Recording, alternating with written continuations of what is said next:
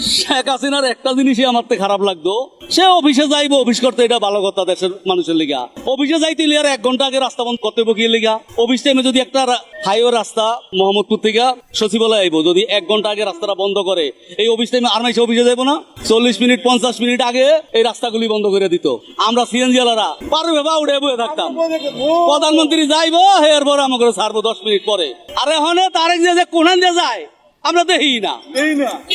আমি একদিন তারেক জিয়ার লাগে ইয়াতে সচিবালয় থেকে মহাখালী পর্যন্ত গেছি, পাশাপাশি গাড়ি চালায় জ্যামের ভিতরে। হে গাড়ির সামনে বহা সাদা গাড়ির পাশাপাশি গাড়ি চালাই গেছি, কই আমাকে তো কোনো কিছু কইলো না, হেয়ারও তো কোনো ক্ষতি হলো না। তাই আমরা এদিক দিয়ে অনেক ভালো আছি। এই 5 তারিখের পর কোনো মন্ত্রী দেখি না আমরা রাস্তাঘাটে চলাচল করে গেলে। কি আপনারা দেখেন যে মন্ত্রী যাইতেছে, সব গাড়ি ফুয়ে মুয়ে সব শেষ, আগে মন্ত্রী যায় লোক, এগুলি নাই। পুলিশও মোটামুটি অনেক নিয়ন্ত্রণ আইছে। আগে যে এটা জুলুম করতো, আগে চাইয়া ঘুষ দিত, এই বাটা 20 লাখ টাকা দিয়ে চাকরি লইছি, 500 দিবি না কেস দিয়ে দিন। এখন এগুলি আমরা দেখি না।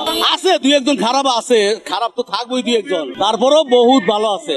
তারেক রহমান কাছে একটা জিনিস দাবি করব, এই যে জলাবদ্ধ, এটা তো আমরা এই একসাথে আমল থেকে দেখেছি, এটা কেউ শেষ করতে পারবো না। তবে বৃষ্টি হইলে দ্রুত যে পানিটা নামিয়ে যায় তার ড্রেন দিয়া, এইটার জন্য জায়গায় জায়গায় যে মেনলের ঢাকনাগুলি এগুলি পরিষ্কার রাখতে হইব। পানিটা যে দ্রুত নামতে পারে, হয়তো বৃষ্টি হয়েছে আধা ঘন্টা ভিতরে পানিটা নামিয়ে যায়। এখন তো পানি দেখা গেছে কালকে বৃষ্টি হয়েছে, অন্য পানি আছে, নামতারে না। এটা সবচেয়ে বেশি দোষ দিব আমি পলিথিনের। আমি নিজেই ভালো না, এই যে দুটো বাদাম খাইতাছি, এই পলিথিনটা আস্তে হালাই দিব, এইটা যাইয়া ড্রেনটা আটকে দিব।